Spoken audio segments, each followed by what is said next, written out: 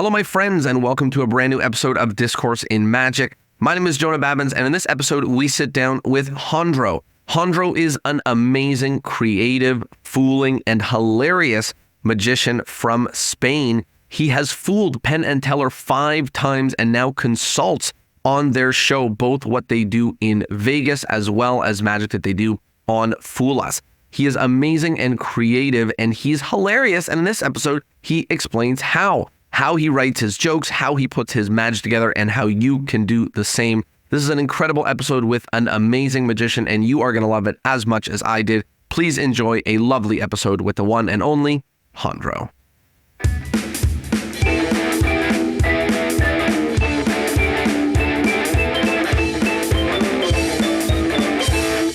Hello, my friends, and welcome to a brand new episode of Discourse in Magic. My name is Jonah, and I am here with the one and only Jandro. Jandro, how are you?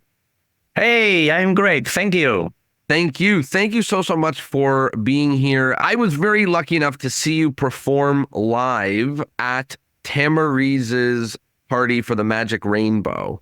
Oh. A long time ago, I flew to Spain to interview Tamariz for this podcast. And I got to see you live. And then I saw you 5 more times or whatever on Fool Us, being amazing. So I want to talk about that. But let's start at the very beginning. How did you get started in magic? Well, it was because of Tamariz. Because, when I was 14 years or so, we saw a lot Tamariz in TV here in Spain. And he started to sell small magazines, magic magazines in the kiosk. I don't know how you say in English, where you buy the newspapers, you know?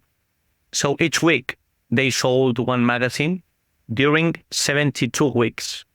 So each week, I went to the kiosk to buy the magazine. That's almost a year and a half, more or less. So, and I was about 14 years old. Now I'm 47. So it's been a long time since then. So talk to me about what the beginning was like. I know where in Spain did you grow up? In Valencia. I'm from Valencia and in Spain. So when I started, of course, we didn't have internet. We didn't have YouTube. We didn't have social media.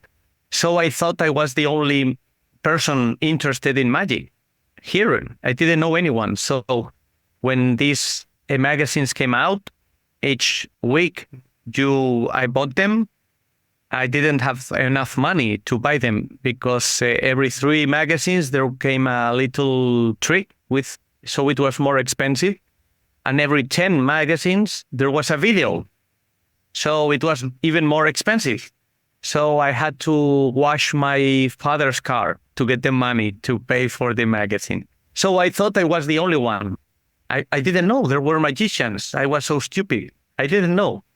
So then suddenly I saw an article in the newspaper that said there was a magician in Valencia that had an academy. I was, what? So I phoned the newspaper and they didn't want to give me this magician's telephone. And as I told you, we didn't have internet, so I couldn't search it. Now, if you have information, in 1 minute, you have everything you need. And I was 9 months calling the newspaper. So at the end, the journalist said, okay, I give you the phone number, but don't tell anyone I gave it to you. So I phoned this guy and he was called Lesmans. Professor Lesmas. He's the nicest magician I've ever met. And I went to his house, and since then I started knowing magicians, going to conventions, and now talking to you. Beautiful. Great place to be right now, and a great story on the way up. I know that, it's very interesting that Tamariz was known in Spain, even is, from being on TV so much. People saw him. And then you've been on a lot of TV as well in Spain, performing magic. And can you tell me a little bit about what those were? It's hard for me to find what they are here, but what were those? Were you doing magic, comedy? What are some of those big TV spots? Yeah, it was like the Spanish Tonight Show here in Spain, so more or less. And I was there 15 years in prime time every night. Wow. And I was the script director there. So I was writing all day and had lots of meetings. And once a week, I did magic, normally for a celebrity like Will Smith, Tom Hanks, Russell Crowe, Taylor Swift, lots of people. And I also did candid cameras with children, little adventures, comedy, like short films. I did more than 80. And then once a month, I did the Great Illusions with my pal Junke. He's the great, for me, the greatest illusionist, grand illusions in the world. Now he's the Trism champion of Great Illusions, Junke. And so I was there 15 years, a lot of stress, a lot of creativity, a lot of craziness, because each week you had to do something. And in those times, I lived in Madrid alone, and I had my apartment with all the walls handwritten with ideas, with images, with tricks, because it was like 12 hours a day working in the program, and then at night trying to figure out what I was going to do. It was very nice, very stressful, but I don't know how am I alive right now after all of that. It sounds like aside from there being a lot of magic, there was a lot of writing, Yes. you wrote a lot of comedy for a very long Yes. time. Did you go to school for that? Did you learn that somewhere? Or you were No. just funny? How do you get a job at a late night show for 15 years? How do they know about you? Now, I still don't know how I've got any of my jobs, none of them. And I think I will die. And the minute before dying, someone will come and explain my life because I don't understand it. I've always done things that I've enjoyed. That's what I do. And I've never done anything just to be famous or just to win money. That's stupid. Now people come here and they ask me, some stupid people, what do you have to do to be famous? If you want to be famous, you are doing the bad things.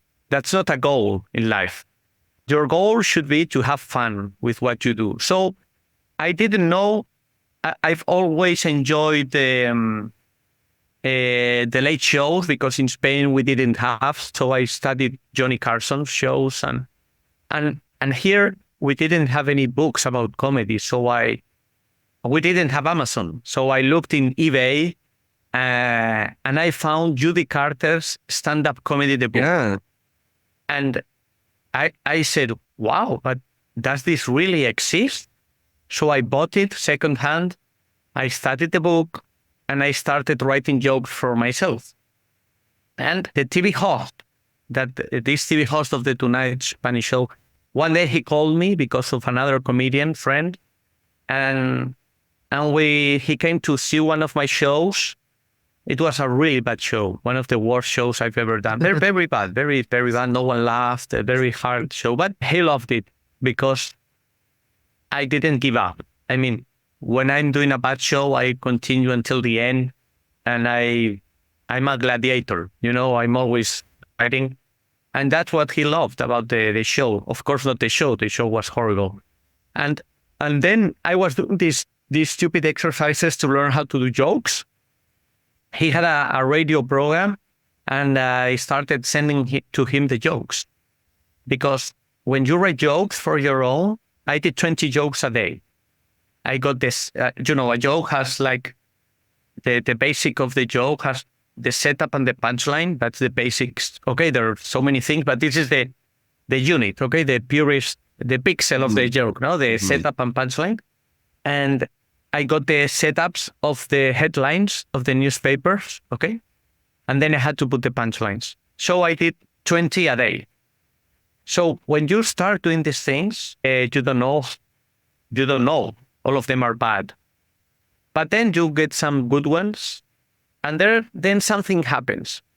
If no one is going to see your work, you get lazy.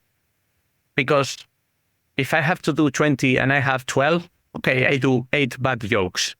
I don't mind because it's a hobby. But if I have to send them to someone, hey, you don't want anyone to think you're a bad comedian, you're a bad magician. So you push harder. So I started sending him to some friends and to this radio person, and he started to say some of those in the radio. So I spent a lot of hours trying these 20 jokes because now someone with whom I admire is going to read them. So I did in a month, I did almost 600 jokes more than 600 jokes. I did 637 jokes. And then something strange happened. Another top comedian in Spain that had a primetime comedy tonight show called this guy and said, "Hey, I'm looking for someone that writes jokes about news." And he said, "Well, there's this guy in Valencia that does these things for free, for fun." So they called me and I said, "Okay, tomorrow I send you some jokes." And I got, from my 637 jokes, I got 67, the only 67 good jokes I had. And I sent them. So this guy said, "Wow, this must be brilliant." In one night, he did 67 great jokes. So they hired me and I was 1 year with them. And then the person from the radio got this Spanish Tonight show and he called me to be with him. So I changed program and I was 15 years there. And that's how I learned how to do this thing. And of course, before that, I was magician. We did three whole seasons called Nada por Aquí, Nothing by Here, with Jorge Blas, Piedrahita, Junte, and Inés. And there we learned. We didn't know how to do magic on TV, so we learned by doing. First of all, what an amazing story. And it's incredible that, you're writing 20 jokes a day. I want to ask about that. And then I want to ask about the other show you just mentioned, the magic show. Talking about when you were writing 20 jokes a day, were you also performing as a magician, doing gigs? Yes. Yes, of course. That was at night. Of course, you have a normal life. I was studying, I think, in university in those times. And you have to do that also. So you have to do those jokes because it's what you do. At night, at morning, I don't care. That's what you have to do. So, for example, well, when you're passionate about something, about magic, sometimes you see the time, wow, it's 3 a.m. I didn't know. I thought it was 10 in the afternoon. So that's what I had to do because I knew if I do it in a month, I would be a little bit better. But things happened and I finished working with Penn and Teller because of those jokes. If not, I'm sure I wouldn't have done it. And if I had a show, when I arrived home, I had to do those jokes. Because if you have someone that has to receive that material, you are going to do it.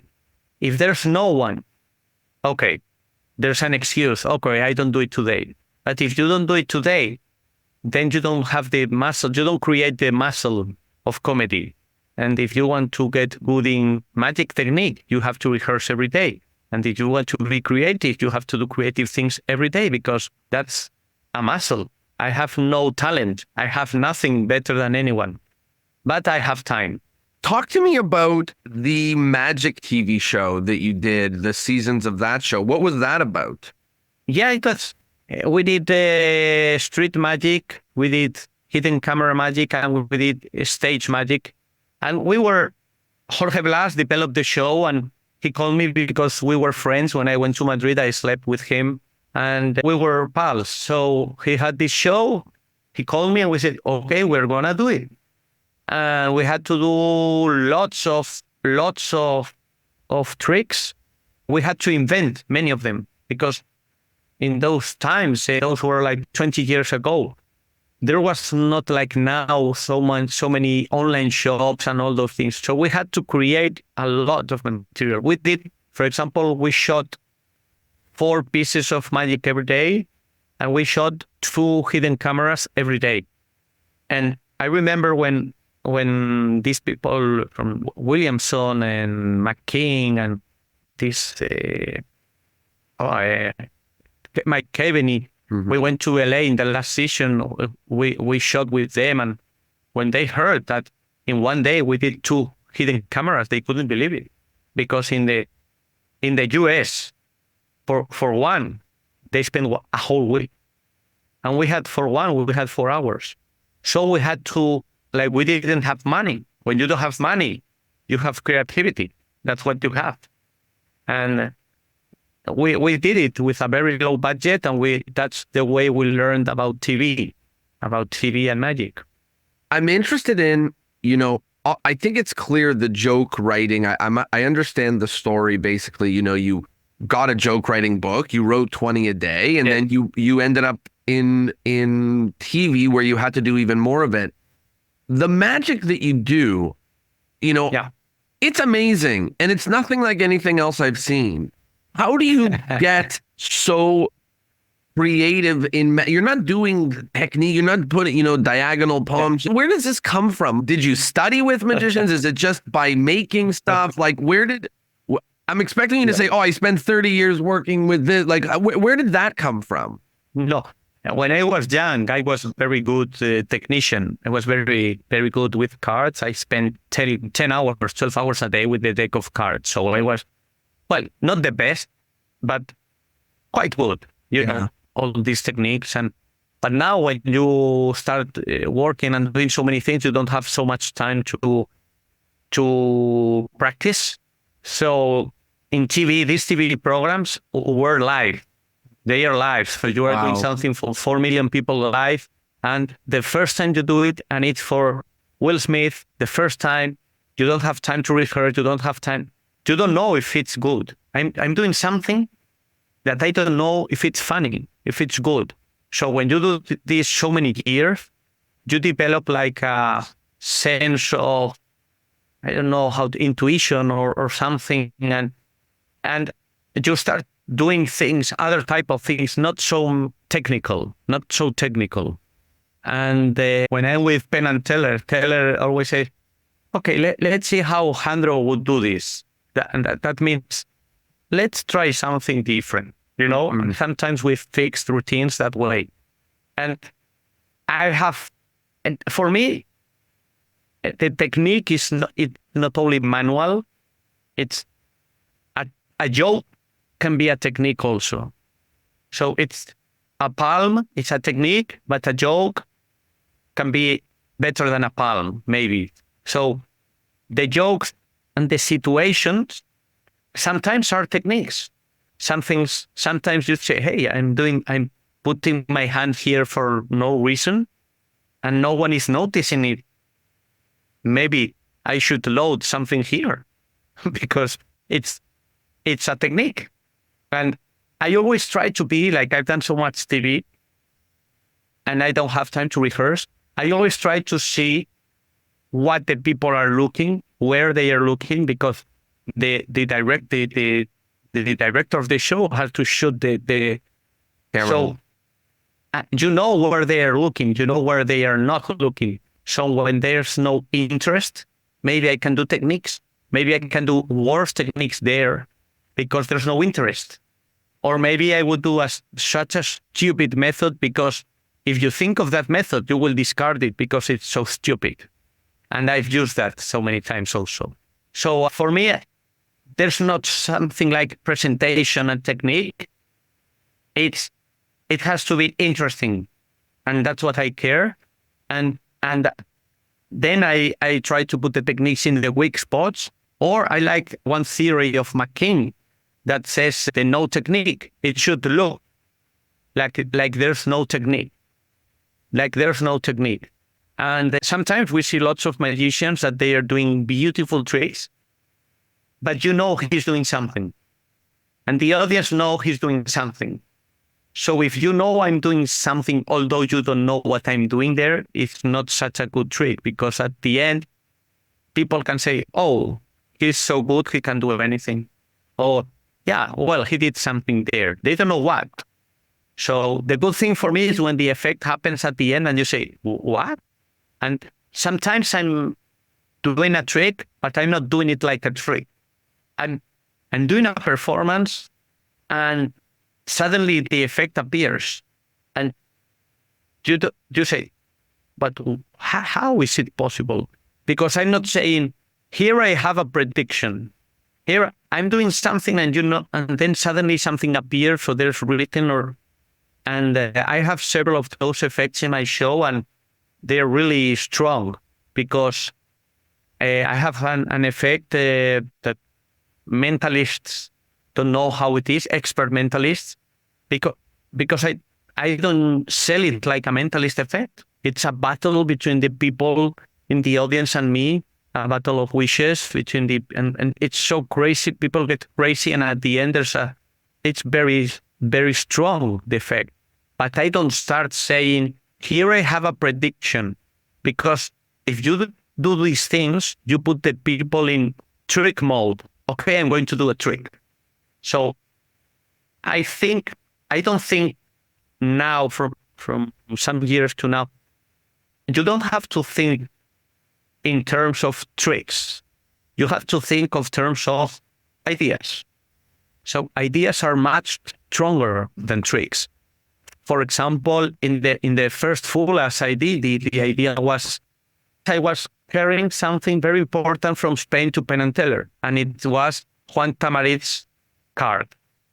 If you think the trick is very stupid. It's say a card, this is your card. That's a stupid trick. But if you make a big deal that this is a very important card, no one can steal it because it's from the greatest master and it's for you. It gives a whole new dimension, and you're not doing a trick.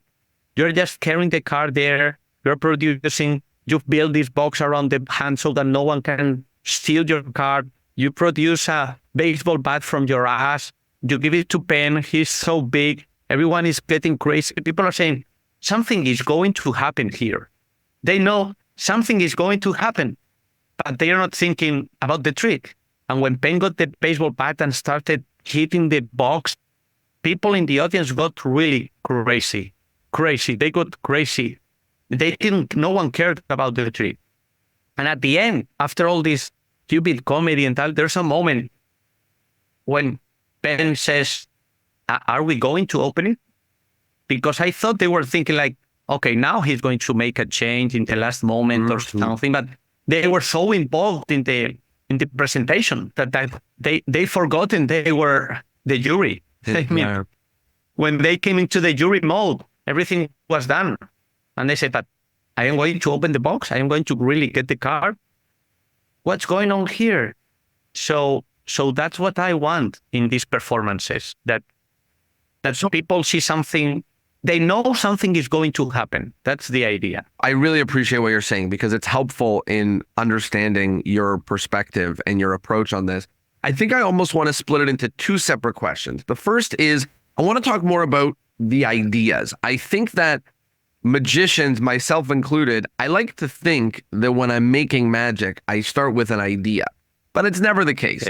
For me, I start with a trick, I start with a method, I start with something like that. Yeah. How do you start with an idea? You know, like, I know it's maybe a silly question, but you say, okay, I wanna do something with cheese. It's really, and like, so now what? Now I don't know. You end up doing a trick with it's Look, well, we don't have the look here. I have little notebooks everywhere.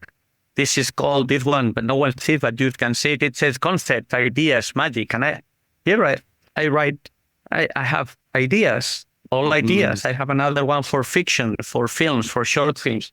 I have, like, I think I already have 40 or 50 of those written. An idea is not something, I'm going to do something with cheese. That's not an idea. That's not an idea for me. That's a material. And it's not work. It's great. I mean, I want to do something with cookies. Okay, I want to do something with cheese. I want to do something with, I don't know, with food. That's not an idea. For me, an idea is a concept. It's maybe a question. For example, an idea could be in my fifth Fugulas. The idea was I wanted to do something better than David Copperfield. David Copperfield has banished 1 Statue of Liberty. I'm going to banish 2. That's the idea. That's the idea. It's not I want to do something with a souvenir. No. The stupid idea is I can be better than Copperfield. I am going to be. And if I say that at the beginning, people that are watching it, of course, when they see me, they say, this guy is stupid. How is he going to be better than Copperfield? Look at him. He doesn't have hair. He doesn't have talent. He has nothing. He's not better than Copperfield. But I go with that idea. He banished 1, I'm going to banish 2. I go for quantity, not quality. So that's the main idea. Then you have to build a trick. Then you have to build a good trick. So the ideas for example, in my fourth fulas with the big domino things, the basic idea, it came from a joke. The only joke I wanted to say to Penn and Teller, because I don't speak correctly English, I wanted to say, I'm going to do a very good card trick. And I wanted them to understand I'm going to do a very good card trick. I was going to do a very trick with cards, but I wanted to do a trick with a car. So that idea, that stupid idea, that's where it started. I just wanted to go on TV, say I was going to do a card trick, but because I'm from Spain, they know I do card tricks, they will assume it's going to be a card trick. So when they see, no, and I fooled you because you think it's going to be a card, and no, here I have the car, and you see a very stupid toy car. So that's the idea. If you have this idea, then you can build the trick, you can build the performance. But in that particular thing, I wanted them, the best part of that trick is, wanted to make, they assume 3 things that they were not true. It was in pandemic. So I was shooting that part in the middle of nowhere, it was not a desert, but it was like a landscape alone, but I had printed a background. So like we were used to doing these Zoom calls. If you see behind me a library, you assume I'm in my room. So I thought this would be nice if then I push the back thing and they see I'm in a desert. So I think that was powerful. The second was that I was not talking to a webcam, I was talking to a drone. So when they assume it's a webcam, because that's what we are doing so many days, every day. So when that webcam goes flying and you see the whole desert there, you've broken a second assumption. And the third one is that they thought I was going to do something with cards, and it was with a car. So for me, the idea was, you are assuming 3 things that they are not true without me saying anything. So that was the best part for me of the trick. Then I had to do something with the car and with a trick. So if you have a powerful idea, then people don't remember maybe the trick, but they always remember the idea. So in the trick I tell you about the battle, people remember the battle. And now I have a trick I do with each Penn's favorite trick of the ones I do. And the idea is very simple. We are liars because nothing happens when you lie. Really nothing happens. Everyone lies. You lie, I lie, everyone lies, small lies. And social media is fake news. Everyone lies in Instagram because there are no consequences. And what would happen if every lie we say, a cat dies? What would happen? So that's the idea. And now I bring on stage 12 cats. And I do a routine where every sentence I say, I do a trick, a normal trick, card trick, with all the sentences we say, every magician. Every sentence is a lie. And if I lie, a cat explodes. And it's one of the funniest things I've ever done. It's really, really crazy, really crazy. And that's an idea. What would happen if, and sometimes it's something people say, something people do, something you assume. So it's not I'm going to do something with milk or with cookies. Maybe imagine you say, cookies are not healthy. That's an idea. And then you do something with sugar and cookies. Or you put sugars below cookies and you do a matrix. That you have an idea because the idea is about health. But if you say, hey, I have here 4 cookies and they move, that's not an idea. That's a very nice trick. Got it. So that's the difference. It sounds like an idea is like a premise or a concept, like something that you want to express. Okay. So that part makes sense to me. Now I want to talk more about the fooling part. You know, I've been on Fool Us twice. I didn't fool them at all. Okay. You've been on 5 times. You fooled them every time. Yeah. What is the secret to making not just a trick to fool Penn and Teller, but a trick that fools people? Now people are very smart. They see a lot. How do you make a trick that's so fooling? You always have to be where you are. I mean, in Fulas, I create the things I do on Fulas. I do them on Fulas once. I never do it them again, because I try to think what they are thinking. Right? Fulas is a TV show, and if you go there, you have to know the first thing, that's a TV show. The second is a magic show. Okay? If you go to America's Got Talent, it's not a show about talent. You have to know that it's a TV show. So not the person with most talent will win. If you have cancer, you will go to the final. You have to know that. If you have a bad story, you will go. Maybe you are only an expert. They don't care. So fool us. I try to know what they are thinking, what they are assuming, what they will look for, and I try to do it in a different way. And sometimes I'm doing something they are not understanding. For example, my last fool, as the one with the coins, I don't know if you saw it. Yeah.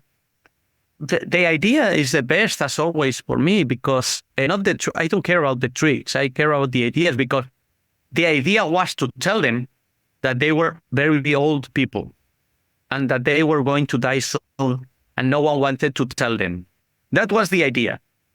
And I thought it was extremely funny to go there and say, national TV, you are going to die and no one wants to tell you.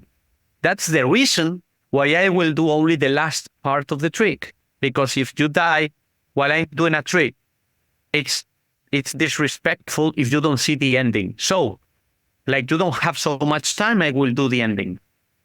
Then I did the ending, no one understood anything. That's the greatest part you do. And what's going on here? How stupid is this? And now I do the beginning, and now you understand everything. So that's not the trick, it's the structure, it's the idea behind that. That's the good thing. And if you do these type of things, they don't know what to look for, because they are trying to understand first what I'm doing, and maybe it's easier to fool that if I had just done that routine in the correct order. So you're saying with a strong enough idea, the method becomes easier to pull off because... Yes, because every idea has its own method. For example, my second foolest was the one with a Lego portrait of Teller holding a card. That's the one I most like of the 5, because of its complexity. I really suffered a whole year to develop that, because the routine was not like that. The routine was, at the end, you took off the card, and there was inside the Lego, there was a normal playing card, okay? But then, as time was getting near, I thought, this doesn't look right. I mean, when you create a fiction, there are some rules. I mean, you can be the Avengers, and it's normal to break a whole building. That's normal, because you're in the Avengers. If you are in a civil war, you cannot break a building with your fist. So depending on the fiction that you are, you have several rules. So in this fiction I had created, it was anticlimactic that there was a card inside. It was not really nice.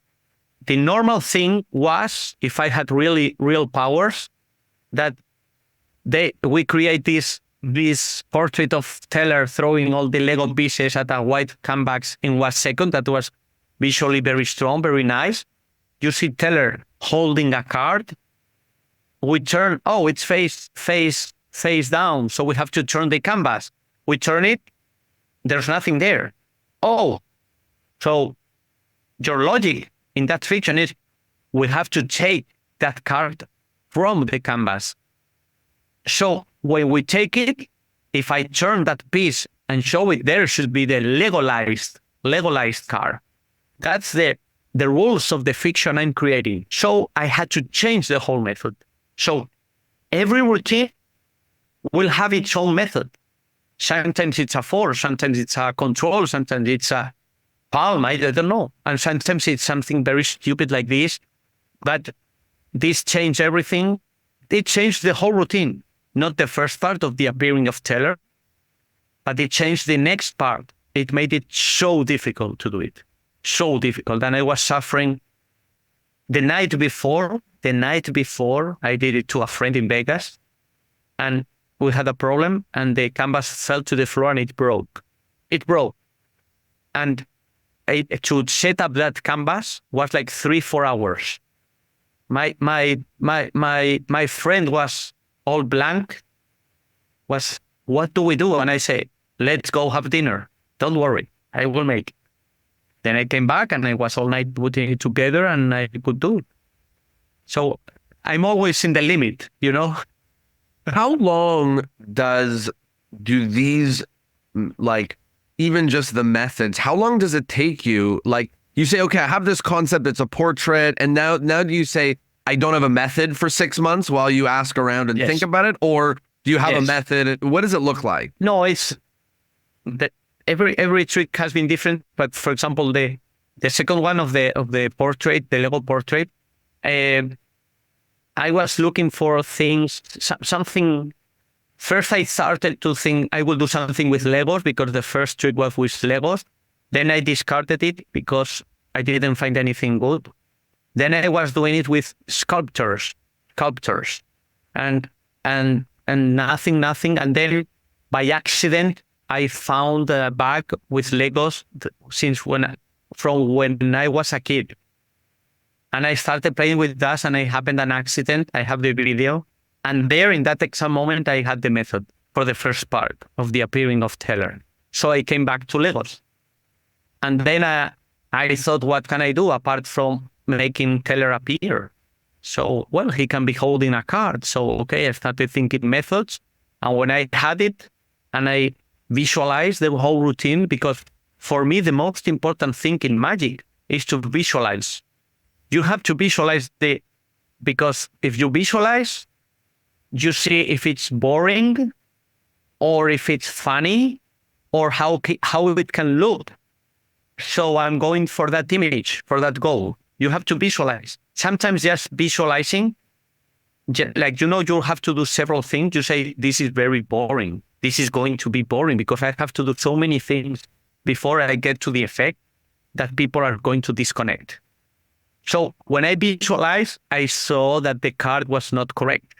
The end of the trick was going down because then it became a stupid card trick.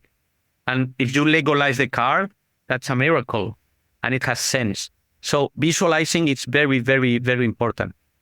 And that was, so I didn't have I went to Lego stores in Spain. They didn't have all the pieces I needed because they were very specific. So I had to buy them from Germany, from the Lego factory.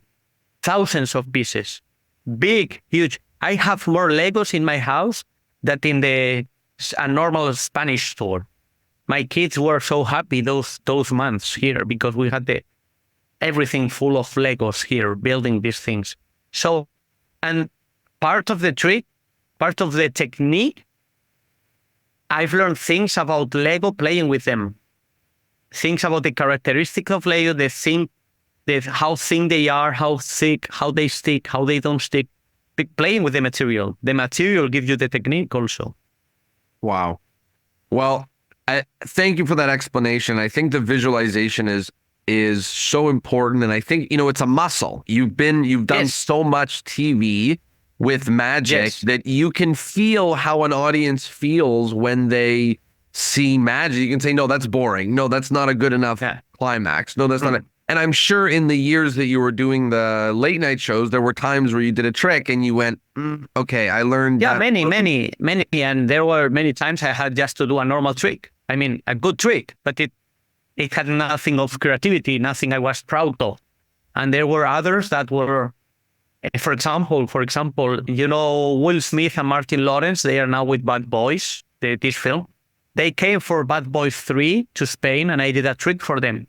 So I was thinking, what can I do? And there was an image from the film, very iconic, from Bad Boys, that they are shooting these guns together, Pa, pa, pa, pa, pa. And I said, wow, that's a very strong image. If I do something with that, I have it. And I found out these guns that you put bills inside and you throw them, and it's like, like money, throwing money. So we trick those guns to put a deck of cards, because those guns can only throw paper because they have no weight, but they cannot throw cards because cards are very heavy for those guns. But we trick the guns, so they sign the card, and we had like 4 decks. They put the card there, and they loaded the guns. They had 4 guns or so throwing towards me, and I had to catch the card. So I have an image of Will Smith and Martin Lawrence throwing. It was the image of the film, but throwing cards and I catching the card. That is extremely strong. And that comes from visualizing the image. So, and it changes it from a normal card trick to something they will never forget. So visualization, it's a great idea. Wow. Thank you for that. I think it's helpful and a beautiful image and amazing tricks. Talk to me about what it's been like working with Penn and Teller, because they've spent, the first 20 years or whatever of their career, they were on the front of innovation. The stuff they did on the late night shows, the stuff that it's absolutely incredible. And then now for you to help them in the second chapter, because with Fool Us, they have to make a lot of magic, and it's every year. They have to make quite a bit of magic. What's it like working with the two of them? Is it their ideas you're coming up with methods? Is it your ideas? Are you collaborating? What does it feel? What does it look like? For me, Penn and Teller are it's very difficult to describe. They are like legends. They are like probably the most creative minds I've ever met. And, when you see the things they've done, all the tricks, the mythic tricks they've done. So working with them is like an inspiration. When you are with them, you know why they are Penn and Teller. They are the most hardworking persons I've ever met. If they were not in magic, they were in selling hot dogs, they would be the better hot dog sellers in the world. They are always working, and they don't need to create new material, and they are putting new material every time in their Vegas show. If you go now, it's different from 9 months ago. So, and we do whatever. They have ideas. I have some ideas. I tell my ideas. If they like it, we work on them. If they have ideas, we work on the methods. I see things they don't see. I have methods. We have different education, we've learned from different methods, different styles. So we get along together because, I work with them because I know TV, I know comedy, and I know magic, and I know the business. So we got along together. When I went to Vegas, the first Fool Us, we met. Then I came in September to perform with them. But there we had one day they told me to work with them. I didn't know what I was doing. And we had a very, very successful working day. So then pandemic came. I had a couple of ideas I couldn't do here because I was no longer in the TV show. So I sent them to them, do them. And they did them. And they were crazy with them. And then we started, hey, we want to work with you, but you're in Valencia. So the first time I was working from here, from my house. And it's during Zoom. They were in the theater. I was 4 hours by Zoom saying things. And they are very respectful with ideas. They know how to treat me. I know how to treat them. And they are the best. And when they see a good idea, a good method, they know it. They don't, and they are so crazy that you can say anything and they will listen to you. They don't look at you as if we are Penn and Teller and you are shit. You know, there are some big magicians, some great magicians, great artists, that they look at you from above. Yeah. But when I say something, they just hear Penn Gillette is one of my best friends in my whole life because during pandemic, he learned Spanish. I was his teacher, and Wow. we got now after you, I have an hour and a half with him. I have every week we meet an hour and a half, and he came to Spain to do a show with me in Spanish. Here we did 4 shows together. He's one of my best friends and very intimate friend.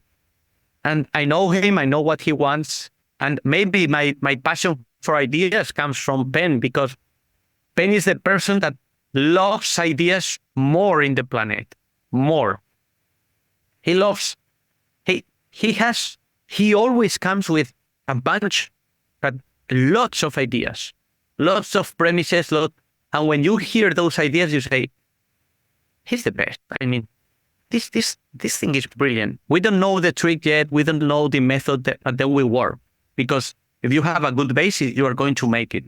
So for me, working with them is pure joy. It's inspiration. I don't really know how I arrived there, but it's inspiration. It makes you be better. You want to be better.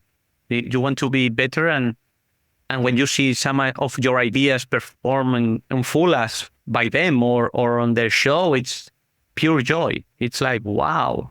And they make everything better. If you have an idea, they make it better.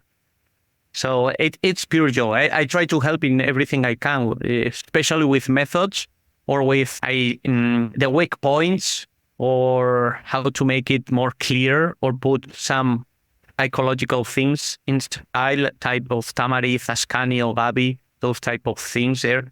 Whatever they need. In a month, I'm going there to Vegas, 2 weeks to work with them again. Wow.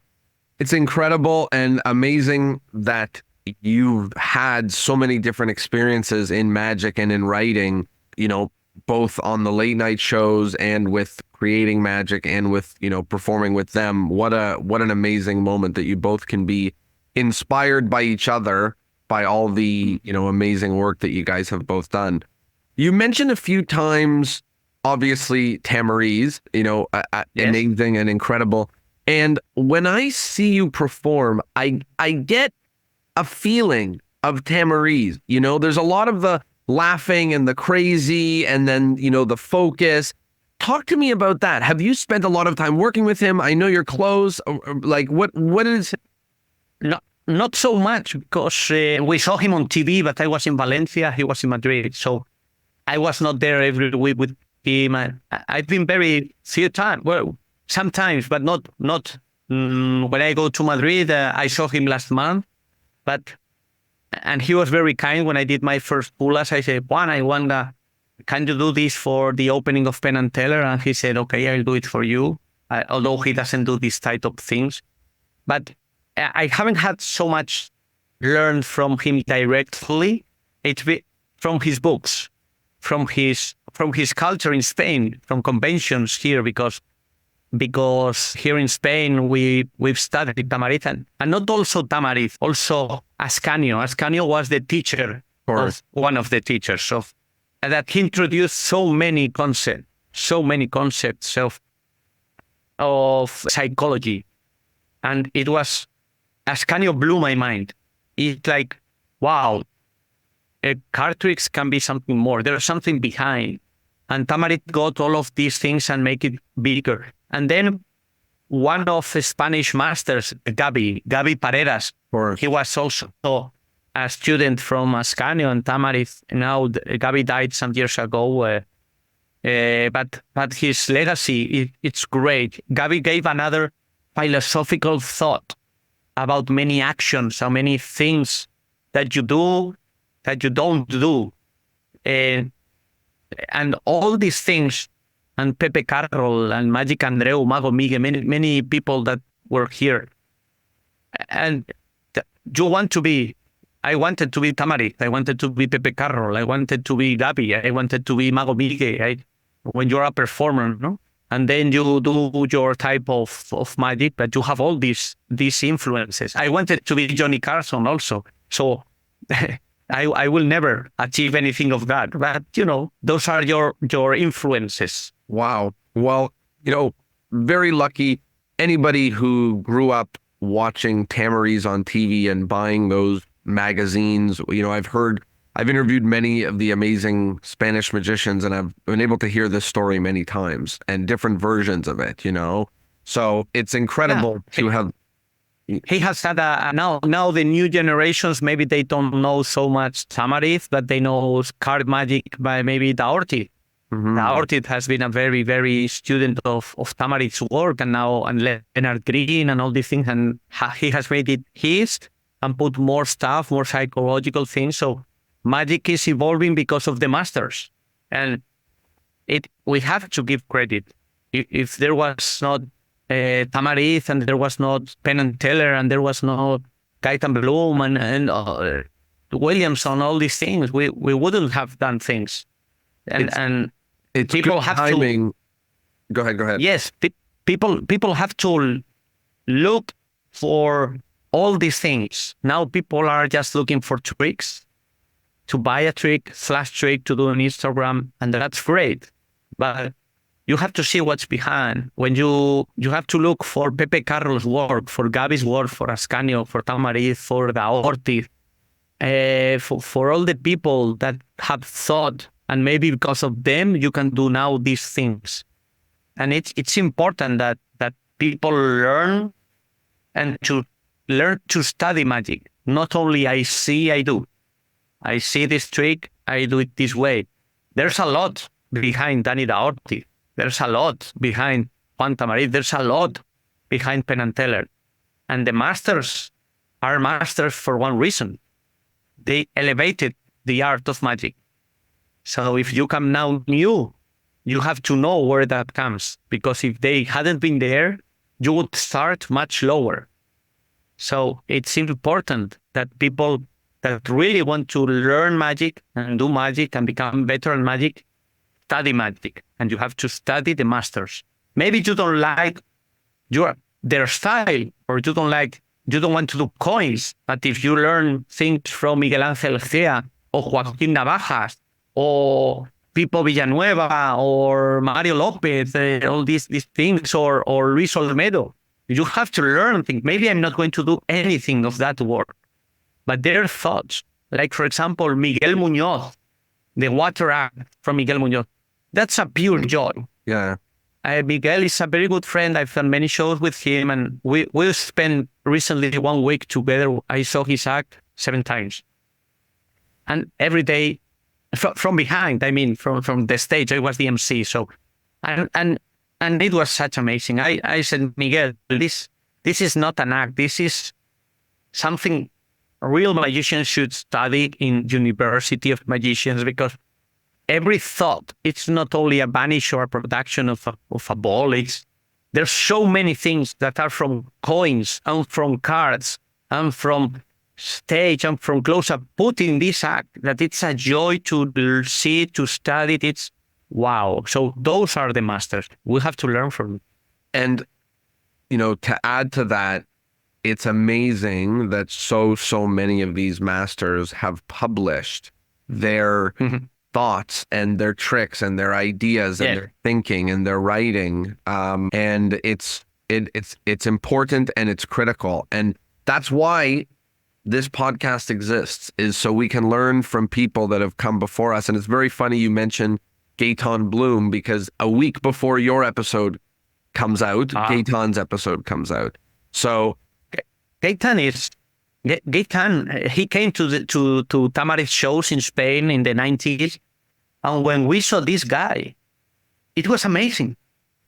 He was doing tricks with different objects we would have never thought of, with methods you would have never thought of. And he was extremely funny, extremely humble. I've known him, I've worked with him, and he's such a nice person, I've slept at his house. And it's you have to be, that's why you need to be around these people. When you go to a convention, you have to see them think, work, and then talk. You learn to be with them and how they think, because you can learn so much with these people. Oh, Gaetan is great. Wow. Well, Jandro, I very, very much appreciate you coming on. At the end of every episode, we have a few questions we ask every magician. So the first is a difficult question. It's called the endless chain, which means that I want the podcast to go on forever. So each guest is asked to recommend another guest that would be perfect. The reason it's difficult is there's 360 episodes so far. So I've interviewed many people. But is there maybe one or two or three people that we can settle on one? But is there one or two or three people that come to mind? The catch is, A, I cannot have interviewed them already. B, you have to be able to put us in contact. Okay. Well, I don't know, a very creative man. Have you talked with Rubén Villagrán? No. He's a great thinker, great performer. He has created now an effectual mouth trap. Do you know the needle trick from the mouth, but with hooks? He has developed. He's the inventor of that. Wow. And he's very creative. I think you will have a very interesting talk about creativity. Beautiful. What's his name again? Rubén Villagrán. Perfect. I can give you his email, his phone, or whatever. And Beautiful. He's a very nice person. Beautiful. Thank you. Very nice person. The next question is about modern magic. A lot has changed in the world of magic in many, many years. What's one thing about magic now that you like, and one thing about magic now you don't like? Well, I don't like that many of the new things don't have ideas behind. They are just flash things. So many magicians that are coming now are these social media magicians. They don't have personality. They do the same tricks. So I wouldn't see a show of them. When I go to see a show, and normally if I go to see Penn and Teller, I don't care what they are doing. I want to see Penn and Teller. If I see Juan Tamariz, I don't care the tricks. I want Juan Tamariz. I want Dani Daorti. I want Mario Lopez, Yunque, Jorge Blas, Luis Olmedo. I want the persons. I love the persons, not the tricks. So now, maybe because I see, I buy, I do, I have reactions so easy, there's no so much personality now in magic. That's what I don't like. What I like, it's that now it's open. I mean, when I started, it would be impossible for you and me to meet and have this nice conversation. And so, Penn and Teller would have never known about me. So I think now the good thing is that you can show your work, you can get along with whoever you want in the world. And I mean, whoever. And in this art, the greatest are Tamariz, Penn and Teller, Copperfield, David Blaine, I mean, the most, you can be accessible to all of them. You can be accessible. So that's the thing I like about this new world. Wow. Thank you for that. And I certainly I benefit from the way that I can reach people. You know, I've interviewed Teller and Tamariz and, many of the greats. So I certainly agree with that. Last question is plugs. Where can people find you? Where can people find your stuff? Where can they follow you? Anything upcoming that we should know about? Well, I don't know. In my YouTube, you have the fuller things. In internet, you have many things, good ones and bad ones about me. In my Instagram, I put my performances, but they're mostly here in Spain, although I'm going to Colombia and maybe to another place. And now I'm studying filmmaking. I've done a short film now, and I'm probably do direct a feature film in 1 year. And now the film is in festivals. It's been quite good. We have already 15 selections, 4 of them in the US. Wow. In Seattle and Colorado. What's the name of the film? The film is called Dig. D-I-G. Dig. Dig. Beautiful. Well, if it comes to a film festival, then go check it out. Yes, now we are going to Seattle, to the Cabin in the Woods. And I'm happy with that because it's like magic. I mean, it's create a fiction with an idea behind to create an emotion. That's magic, that's film, that's everything. Wow. Well, Jandro, thank you so much for coming and joining us and being so helpful and giving and the amazing magic that you do. I really appreciate it. And I appreciate you spending the time together. You're amazing. And thank you, everybody, for listening and joining us. We will see you all next Thursday. Thanks, and see you soon. See you soon.